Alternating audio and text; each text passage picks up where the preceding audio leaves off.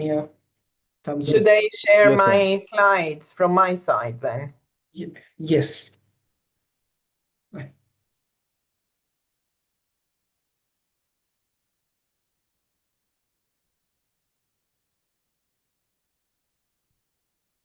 I think we're good to begin. So I'll just start and then we can share the slides as and when it comes. Okay.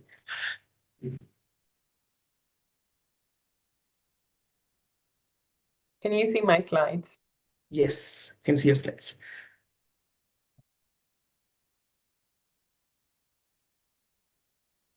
Is that better?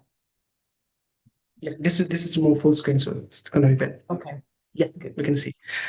Okay. Hi, hello, namaskar. I am Arunav from the National Consortium for Multilingual Education India, and I am delighted to welcome you all today for the fifth iteration of our webinar series on understanding the various dimensions of multilingual education in India. In our last session, we had a rather insightful panel discussion among teachers from Dungarpur in Rajasthan and Bastar and Sukma in Chhattisgarh, sharing their experiences of implementing multilingual education in the classroom, particularly how they work with a non-dominant L1 spoken by the children to build proficiency in both L1 and the school or state's languages. If that piques your interest, you can check out the recording of the previous webinar on our YouTube channel, as well as the recordings of the rest of the webinars as well. Coming to what we have for you today, we are honored to have with us Professor Ianthi Tsimpli as we take a look at multilingual approach to English teaching. Fellow of the British Academy, Professor Tsimpli is currently the Chair of English and Applied Linguistics at the University of Cambridge. Prior to Cambridge, she held professorships at the University of Reading and Aristotle University of Thessaloniki, and her work explores multilingualism, language acquisition, and the links between language and cognition in both children and adults. She has led major research projects in Europe and India on bilingual and multilingual education, focusing on evaluating the cognitive, linguistic, and educational costs and benefits for learners in this context, and on developing educational interventions to improve oral and written language comprehension, literacy, and learning skills in socioeconomically disadvantaged learners. Professor Tsimpli, welcome. Thank you very much. Yeah. Yes, thank you. Thank you so much. Sorry. So before we invite her to sort of formally deliver the keynote address, I'd like to take this opportunity to briefly introduce the topic for today. English, as we all know, undeniably is a global language of importance, and as such, parental aspirations regarding teaching and learning English remain at an all-time high, especially in the global South. However, language teaching in India continues to contend with multiple issues, such as gaps in teachers' professional development, little focus on developing oral languages first for an unfamiliar language, and a contested approach to teaching English, whether as a first language or a second language, and all of the myriad issues that come with it. In this context, India's linguistic diversity is often seen as a challenge to learn English, or rather immersing in English. But what if this very same linguistic repertoires and diversity could be leveraged for better teaching and learning of English? I pose this question as I invite Professor Tsimpli to deliver the address, and the audience who have just so gracefully gathered here to engage with this presentation, put their questions, etc., in chat as the as the address goes on, and we will take those questions at the end of the speech. With that said, I please invite Professor Tsimpli to deliver the address. Thank you very much, and thank you for the honor of the invitation to deliver this webinar. So I'm going to be talking about the multilingual approach to English, as you just said, and I'm going to go over a brief history of how this started.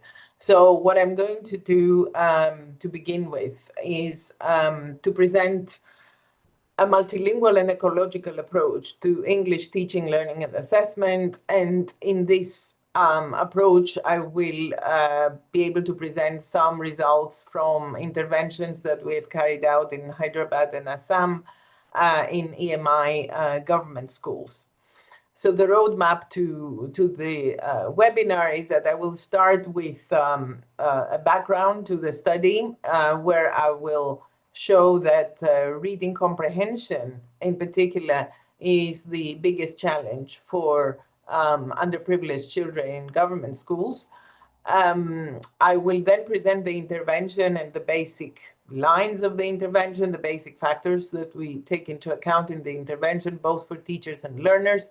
And this will cover Hyderabad, which was the first study, and Assam, the second. I will present some findings from there. And then I will move on to discuss multilingual assessment of English. I'm going to give you some of the tools that I will present alongside with some findings. And then I will discuss both challenges and opportunities that are presented in this approach, and then we will talk about the way forward. Almost 10 years ago, we had the Multilingual project, which was a multilingualism and multiliteracy, and that's when my first large engagement with multilingual education in India began.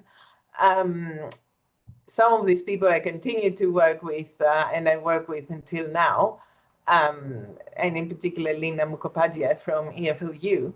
But this first project gave us a very strong evidence base from 2,500 learners in Patna, in Delhi, and in Hyderabad, who were attending government primary schools, and they were in grade 4 and 5.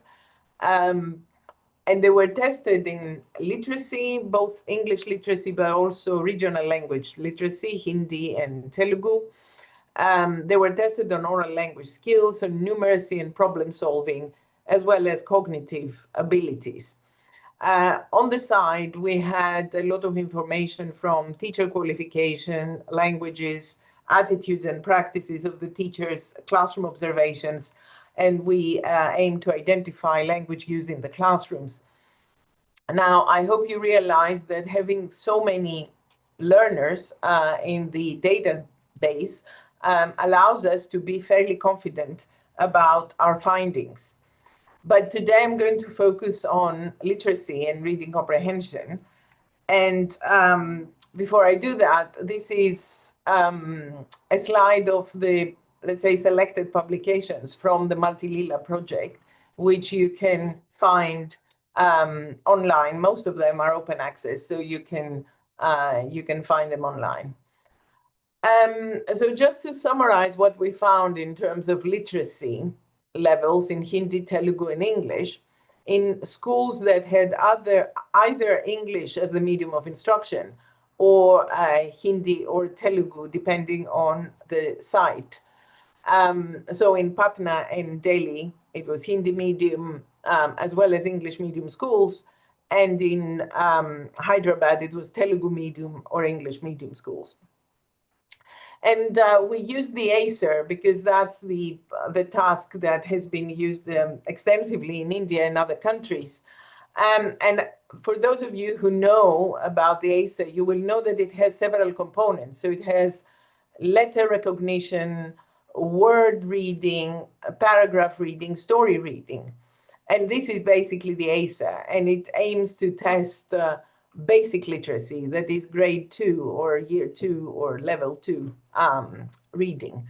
But it doesn't have comprehension questions. And so we added comprehension questions to the ACER stories. And what I would like to point out is that although letters in the regional language, that is Hindi or Telugu, and in English are, quite good, almost at ceiling level, there is a decline, which is expected because the more difficult the stuff that you need to read is, the more likely you are that you are going to stumble against all sorts of problems. But it's quite interesting that when you reach the comprehension questions, you see a very sharp contrast between children's ability to answer comprehension questions in Hindi or, in particular Hindi in this context, but not in English. Although these children were educated also in English medium schools. So we tested English in both EMI schools and in regional language schools. And these results were no different between the two types of schools. So it is clear that reading comprehension is the biggest challenge for these children.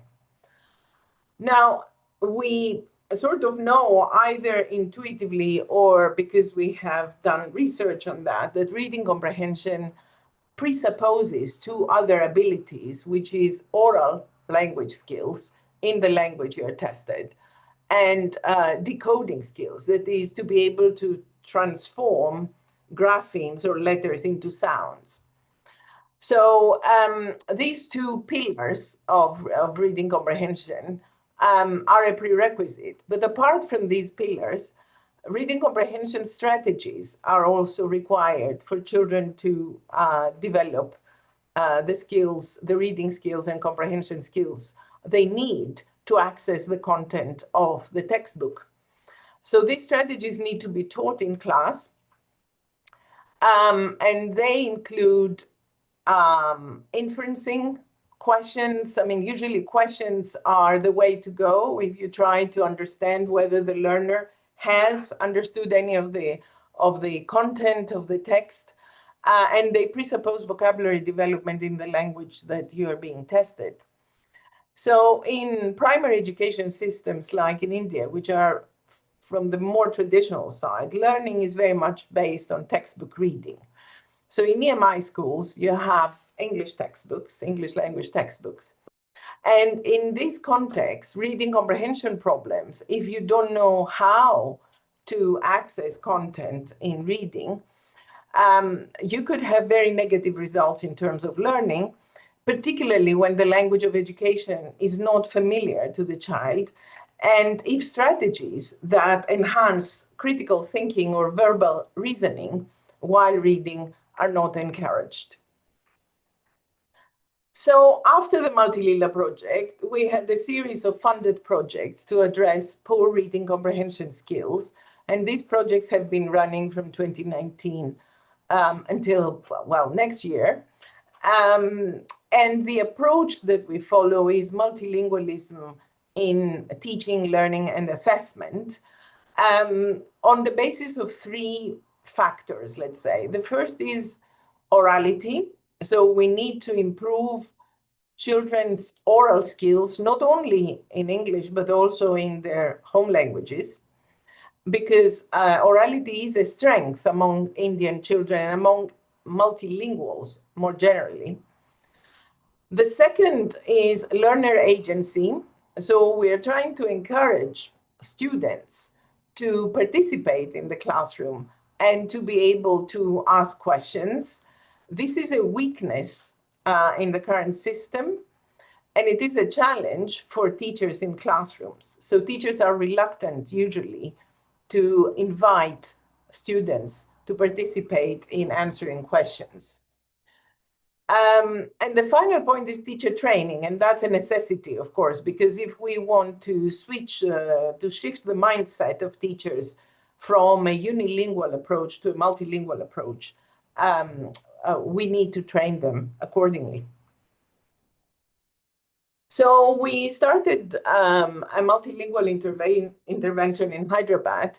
And what we tried to do with teachers in government schools, but EMI schools, was to offer teacher training workshops, which run both before and during the intervention.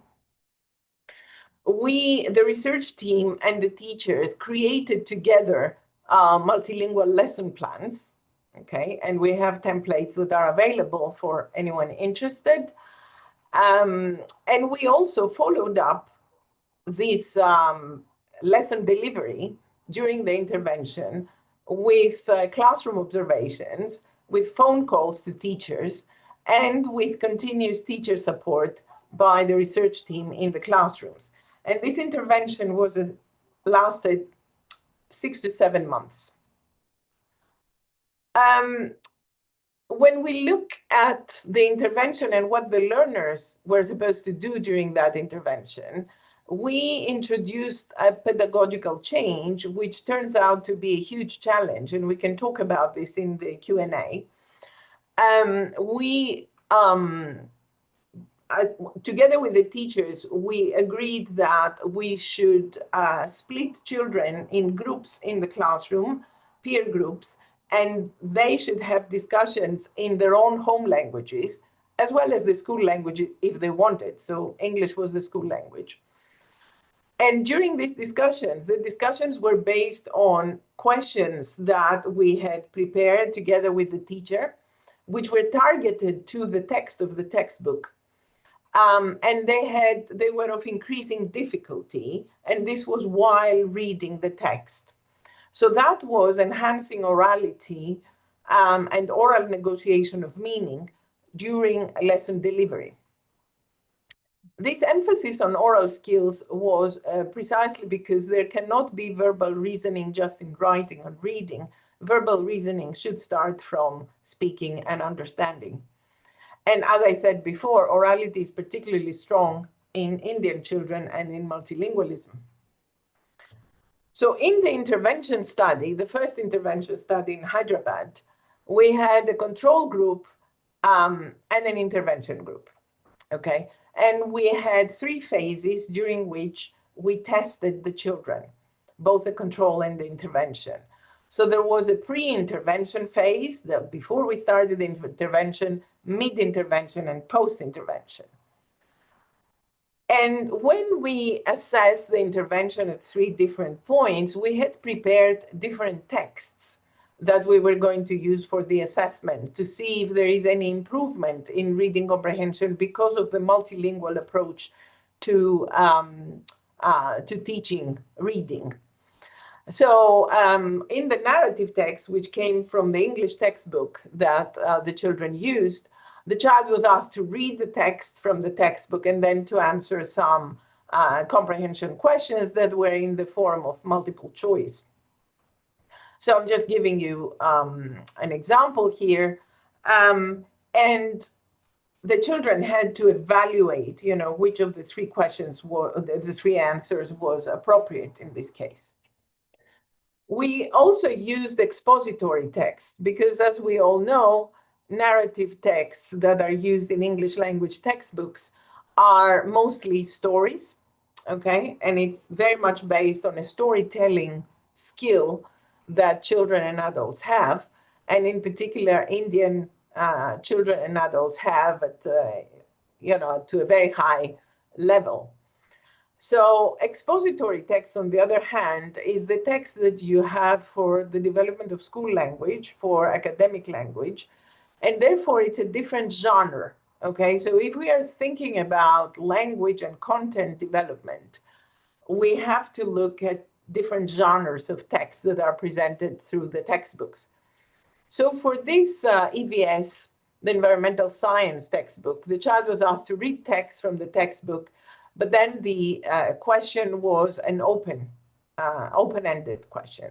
Okay, so on the basis of the little paragraph you have on the right, the question was, how much does an adult elephant eat in a day?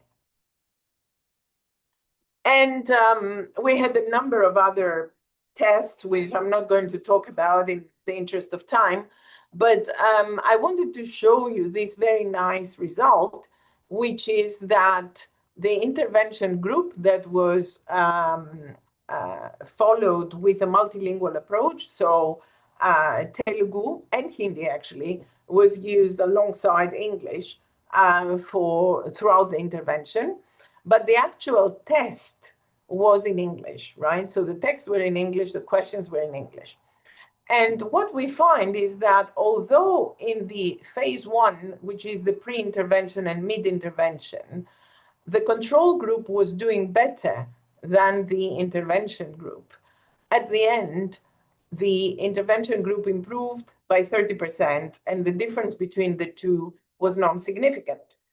Now, you can ask, why is it that the control group was doing better?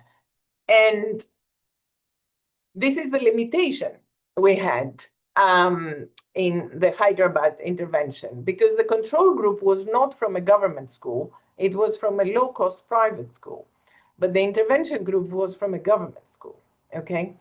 Now, it just happened that the control group from this low-cost private school had higher performance in reading comprehension in the first 2 points of the intervention. But then with the intervention, we minimized, actually, we don't see any significant difference anymore. So, but experimentally and methodologically speaking, this is not a good comparison because we need to be comparing like with like. We can't compare private school children with government school children. So we needed a more controlled replication. And so with a new project that is funded by the British Council and in collaboration with Cambridge University Press and Assessment, and of course me from University of Cambridge, we decided to replicate in other states, and because we needed to check whether the effects generalize. In the second intervention study in Assam, and I will give you more information about who is involved in this study in a minute, we had a control group and an intervention group. All the children were from government schools, okay? And you see the number of children that we have there. Obviously, there is fluctuation because some children that we tested in phase 1 were not in school in phase 2, and then they came back. So that's why you find a difference in the numbers. But I would like you to compare side by side the Hyderabad data with the Assam data, right? And the Assam data show that at the post-intervention, again, you have a happy result with the multilingual intervention in the sense that, first of all, the good thing is that in the first and second stage, there is no difference between the control group and the intervention group. But in the final, the post-intervention stage, the intervention group is doing better. Okay, so in that sense, the Assam data and the Hyderabad data align in showing us, giving us some confidence that the intervention works quite well. But we have a problem, okay? And the problem is that we find in Assam that from phase 1 to phase 2, there is a decline in performance. So children are not doing that well between phase 1 and phase 2. I mean, the difference is not significant, but, you know, still. And the question is why? When we look at narrative text from the Hyderabad study, we still have, you know, a decline in performance from pre-intervention and mid-intervention. And the narrative text performance in Assam also shows this decline. Now, this is not bad news for the intervention itself, but it's quite worrying to see that children, instead of getting better, they're getting worse, okay? So we need to find the reason why. And we think we have found the reason, and the reason is text complexity. So even though all the texts we used were drawn from the children's textbooks, the complexity of each of the texts varies. So for example, if we look at the frequency of the words that are used in each text, we see that, for instance, K1 words, these are words that are the most frequent ones in English, right? So the first 1,000 most frequent words in English. These should be the easiest vocabulary you need, okay? So what that means is that if you look at two texts and one text has a lower percentage of these highly frequent words, it means that this text is more difficult, okay? And so this is exactly what we did with our text inspectors, you know, the different software we have to analyze the text from the textbooks. And what we find is that actually, if you look at the text complexity at point 2 in Assam, in the narrative, the words that are of high frequency are lower. So the text was more difficult, okay? And we find that across the line. So in Hyderabad too, when we have a drop in performance, we have less frequent words, okay? So it's a more difficult text, and the same with the narrative text in Assam.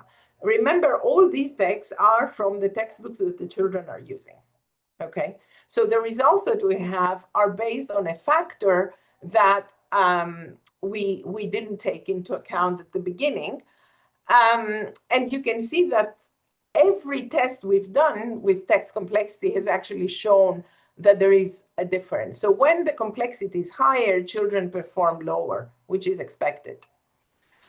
So what this shows is that English textbooks in EMI schools and educational materials are in need of improvement. The language used in textbooks should follow some principles of controlling a gradual increase in difficulty based on measures of text complexity. These measures are completely automated now, and so you can actually test the complexity in terms of vocabulary choice of grammar and content. So in our research, when we decided to do this intervention study and assess it, we chose text from the learners' textbooks because of ecological reasons. We wanted the children to be familiar with the text and accessible, the text to be accessible to them.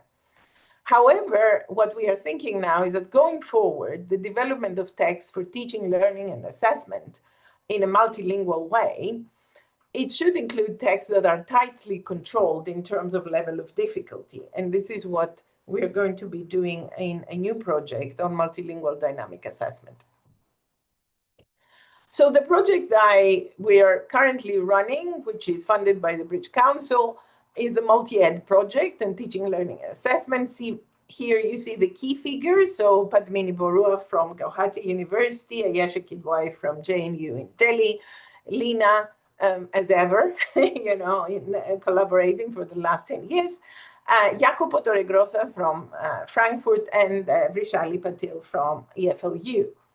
And what we are doing in this project is to generalize what we did in Hyderabad in the first preliminary study to Assam and Delhi. And Padmini is in charge of the Assam team, and Ayesha is in charge of the Delhi team.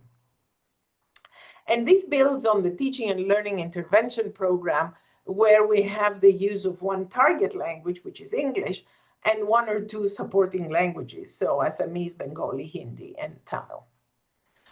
Now, the aim of the project is to bring together teaching, learning, and assessment, as I said before, and to allow for skills in the L1 and other languages that the learner already knows to be used for building knowledge in the new language. But that means that we should not just stay with the intervention at the level of teaching and learning. We should continue with assessment. So multilingual assessment is a huge challenge. In fact, it's the biggest challenge. Even if you look at the translanguaging literature, you will see that assessment is one thing that people shy away from. But we would like to say that, to scaffold understanding, especially if you are assessing content knowledge in children, you need to use multiple languages. And it has greater ecological validity, which is also related to multilingual learning.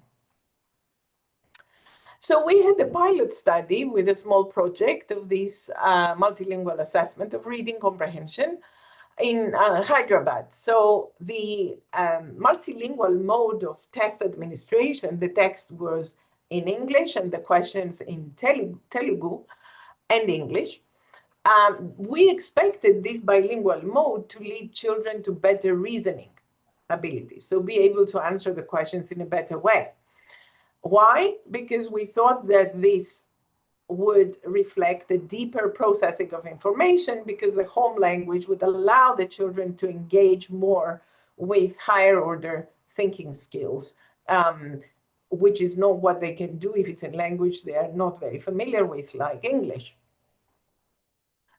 So the research questions we asked were whether multilingual assessment can benefit the scores and text comprehension among children in EMI classrooms, whether these benefits are visible in the comprehension of both expository and narrative texts. So we are looking both at content assessment and language knowledge, and whether these benefits, if any, are visible, particularly with regard to certain aspects of text comprehension. And I will explain what that means.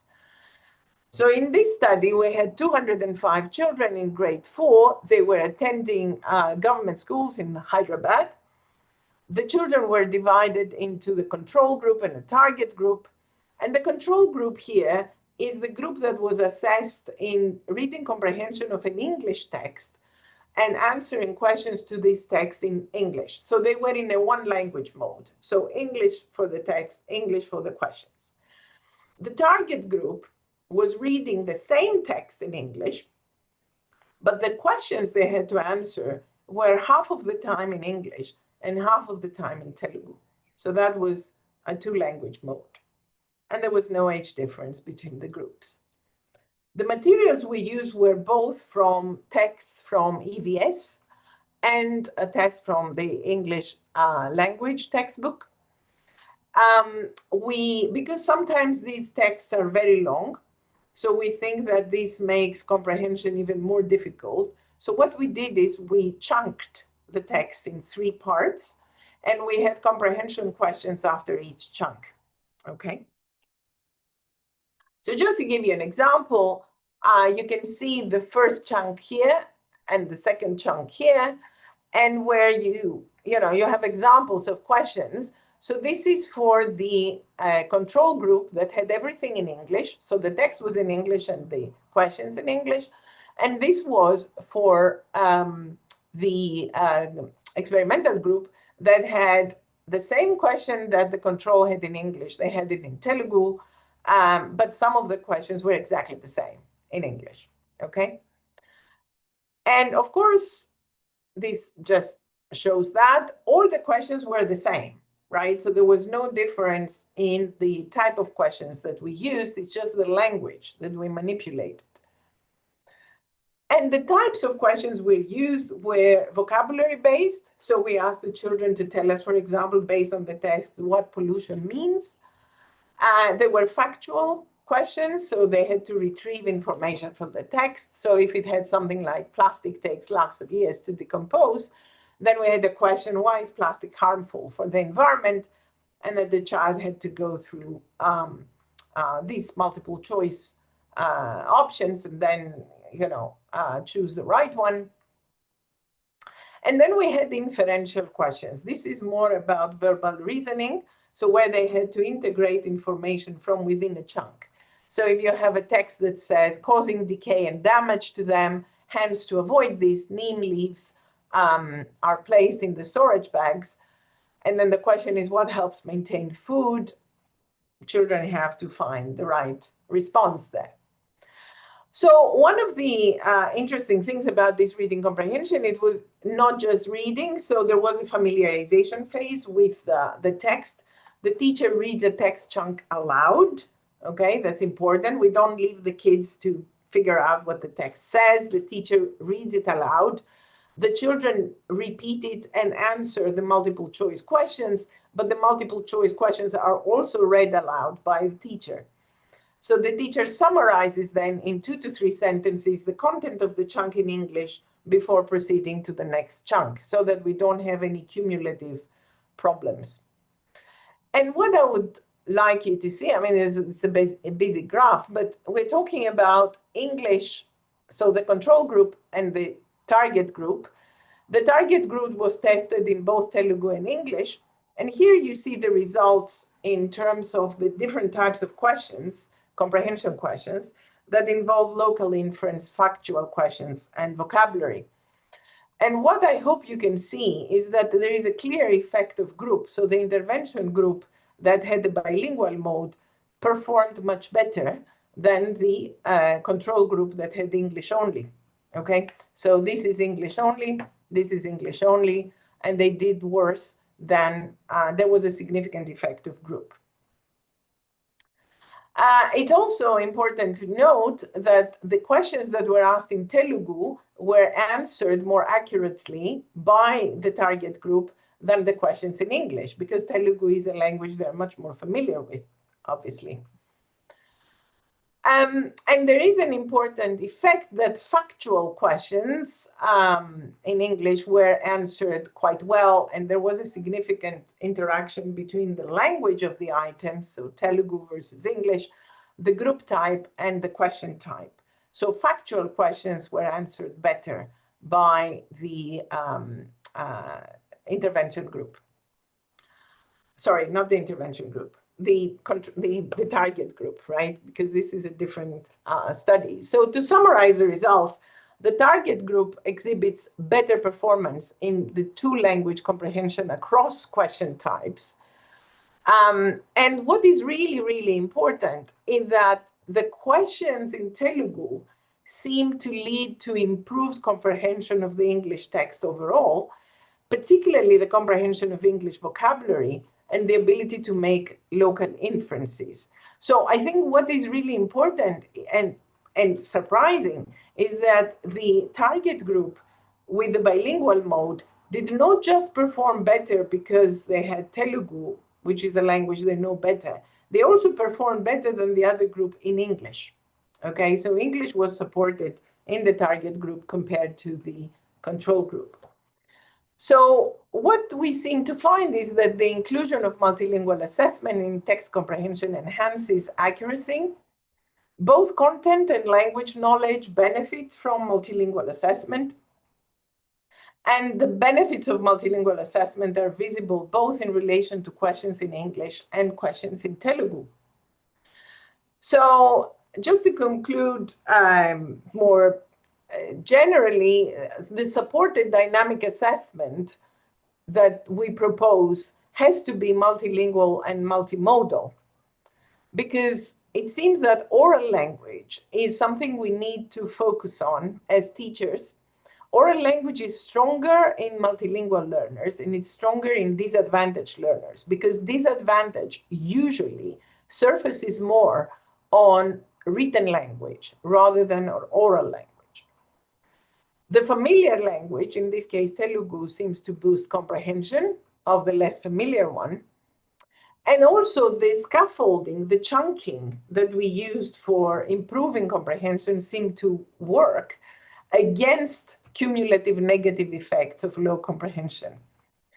I just wanted to say that this approach that we are following is a concurrent teaching, learning, and assessment approach, which is the approach that is consistent with the Common European Framework of Reference for Languages, which talks about plurilingualism and the advantage of using multiple languages in the school.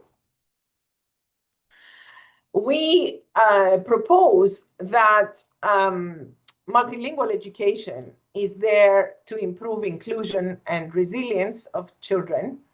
The multilingual resources seem to empower teachers and learners in their comprehension strategies, in teaching comprehension strategies, so questioning, critical thinking, and inferencing. In syncing oral and written skill development, so bringing the value that oral language needs to have, bringing school skills closer to life skill development, and also enjoying school, because a lot of our teachers have actually come back to us to say that attendance was actually better when the intervention was running in the projects in Hyderabad.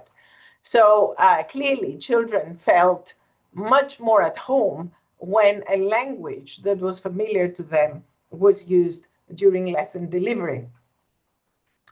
Now, the way forward, because I did present some limitations in what we have so far, is we need to analyze the Delhi and the Assam data. I didn't present any of the Delhi data here, but there is a comparable amount of data from Delhi. And here I only presented some results from reading comprehension rather than vocabulary development and cognitive skills that we already have in our set of data, but we haven't analyzed yet. We are in the process of preparing educational materials, which we are going to make available for teacher training, online and distance teacher training. So we are using a NetTech platform to deliver that as widely as possible. We will be evaluating different multilingual assessment modes to see which one works best. And this is a new project that is running from now until 2028. And we are making suggestions for the development of textbook materials. So thank you very much.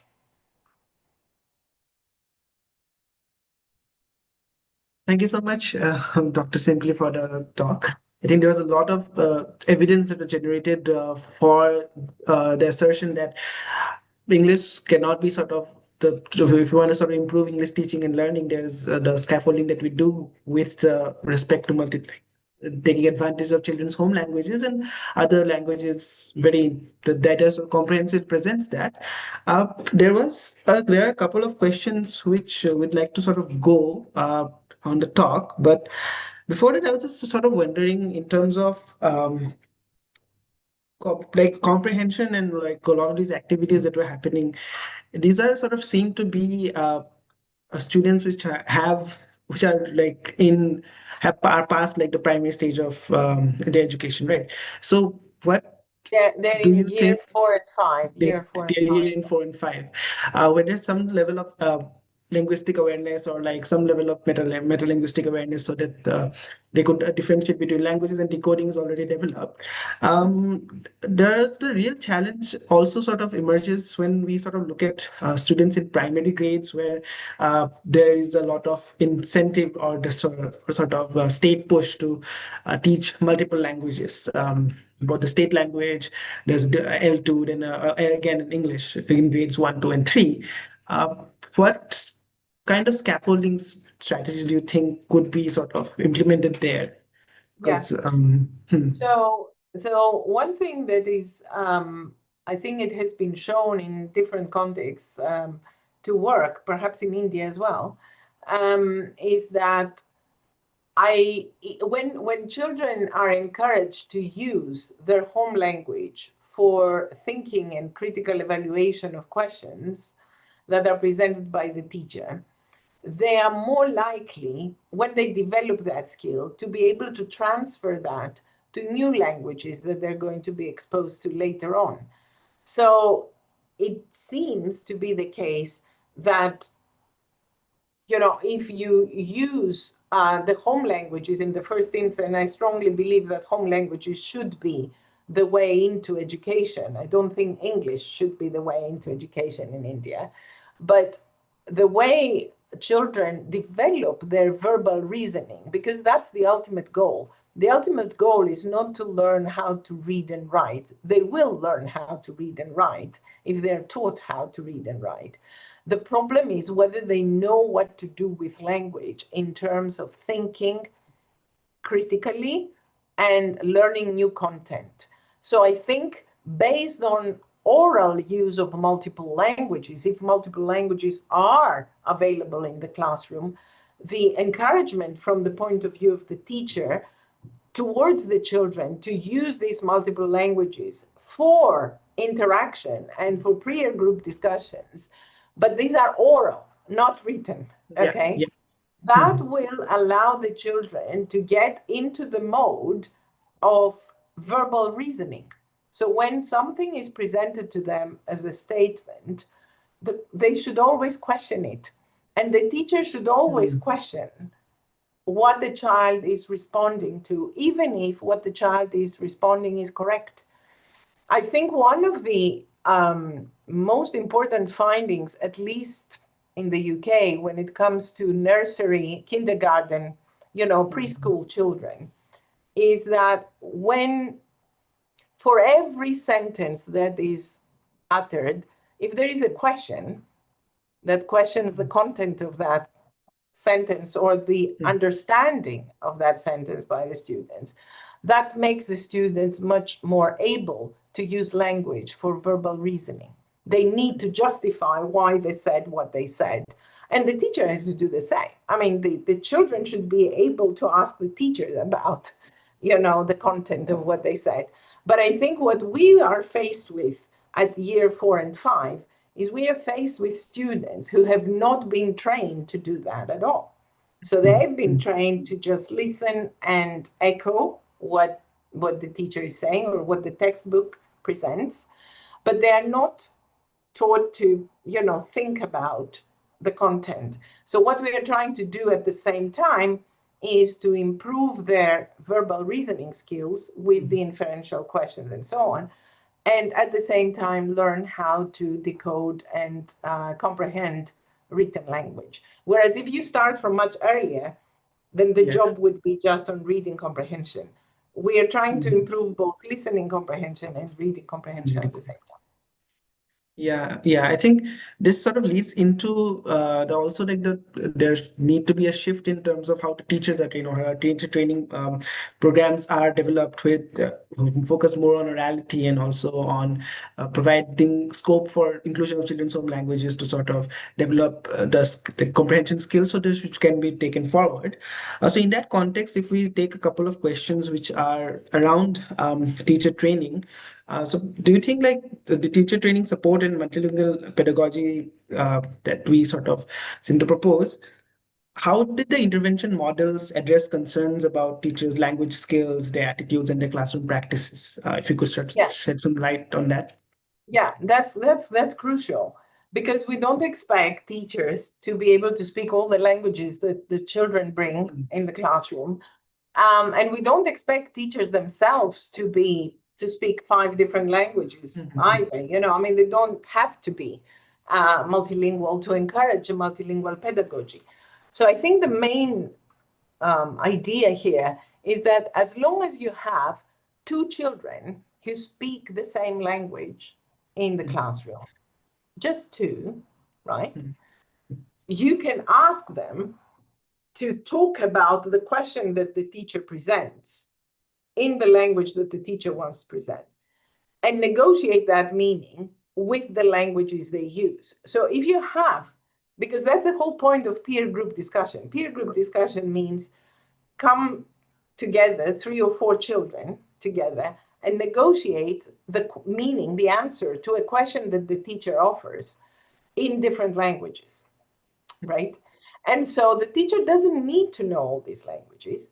So what you need to have is you make the case of allowing the children to use their home languages, and then you have one child from each group who will be able to stand up and present the answer to the question that they were talking about to the whole class.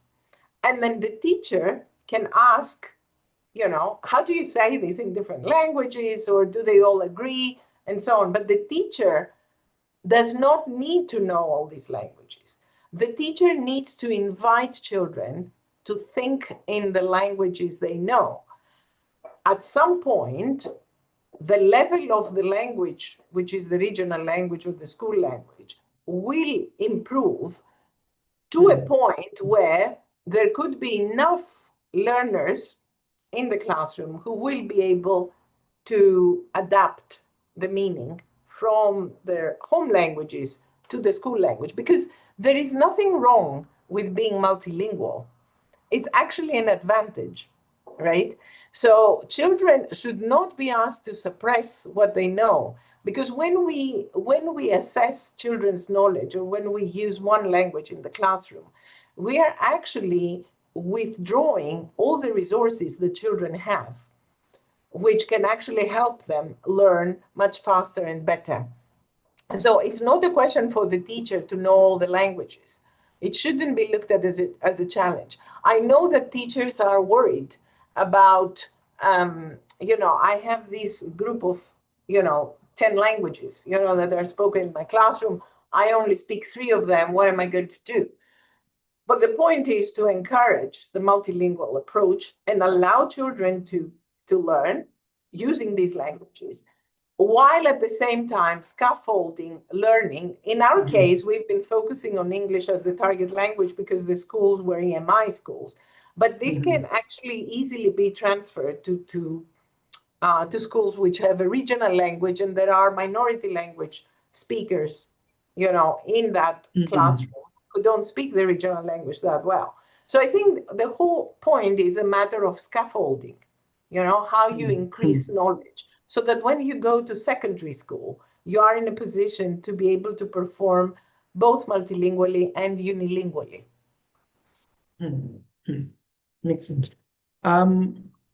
So in that, again, because we also sort of talk about the limitations of the teacher skills and of the teacher's languages, and also to incorporate all of that in the things, there are also like some institutional, or when we say some pedagogical issues that like the audience has identified in terms of working with India's rich diversity of languages, about like having different languages in the classroom, multiple languages in the classroom, about having textbooks which are produced in one language, and the impossible difficulty of producing bilingual and multiple lingual textbooks. And so no, what are the sort of the institutional or other pedagogical issues you think might come up when you sort of implement a similar model in like a different uh, geography, different context, given the success of this model here? And also, if you could shed along these lines some light on the conceptual framework for the assessment, because the assessment model that you sort of showed, where there was, I think there was a lot of translation being used as well. I don't understand Telugu, but it seemed like the questions are translated. So in that context, like, how do we sort of look at this when we are trying to apply it to a different context in different schools, and what are the sort of the institutional issues that might arise, or pedagogical issues that might arise out of it? So I just want to say, well, two things before I try to address your questions. The first is that there is an important problem that we have seen in the schools, which is the notion of disadvantage and what it means. What is disadvantage? So disadvantage is socioeconomic disadvantage, right?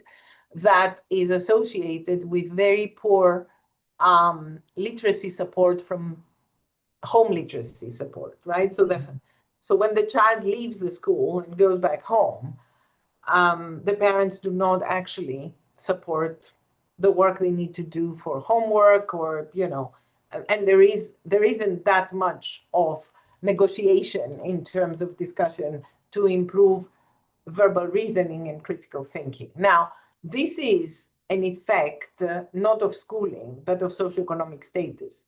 And so what we are trying to do, and in fact, all the teachers that teach in government schools need to address a more difficult task, which is how to compensate for support that is not found outside school.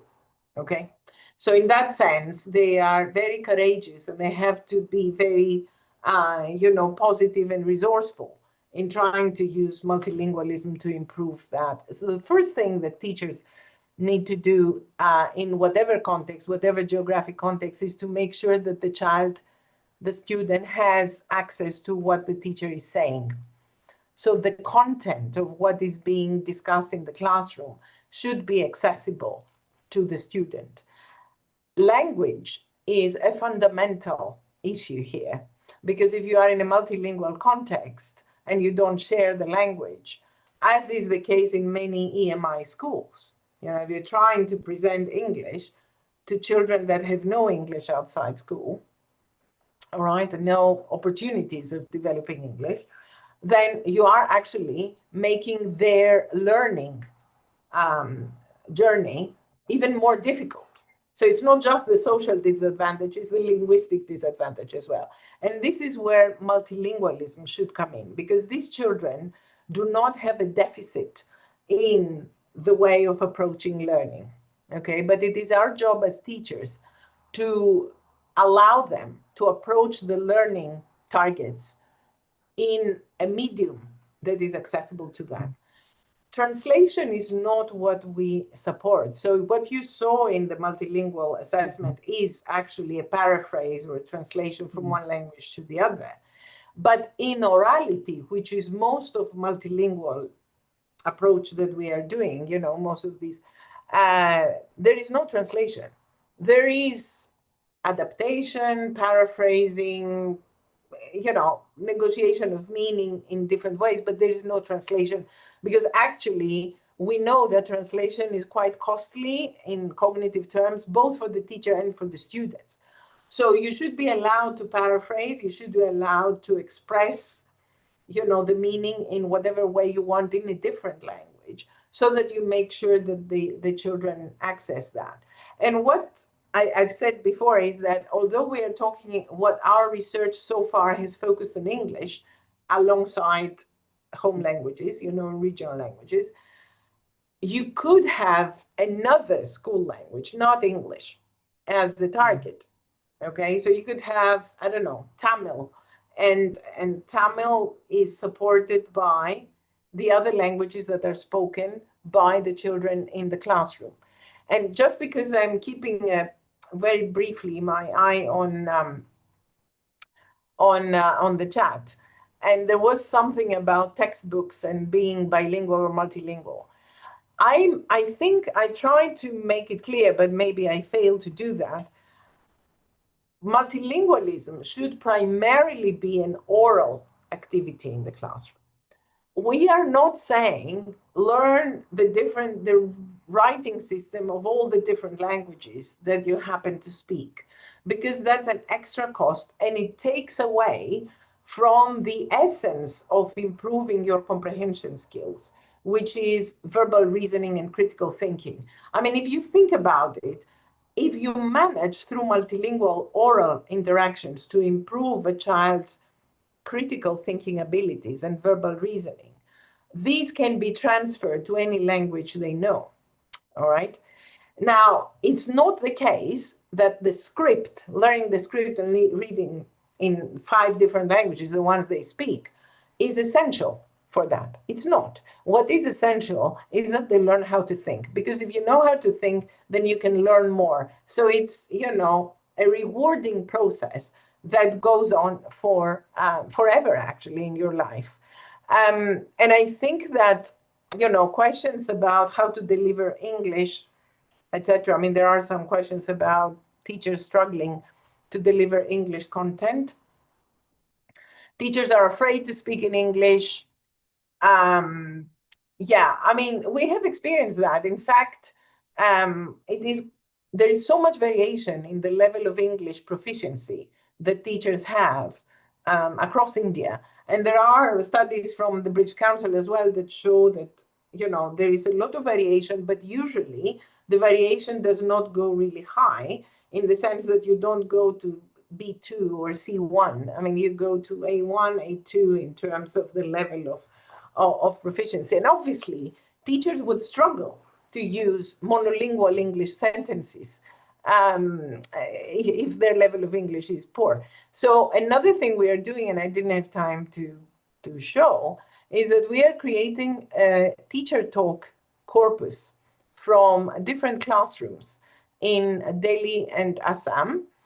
And that teacher talk corpus is meant to identify the variation in the use of English as mixed with other languages, right? Because teachers, even in EMI schools, they do not deliver the lesson in English only. I mean, this is extremely rare. They always do code switching. You know, they switch between another language and English word.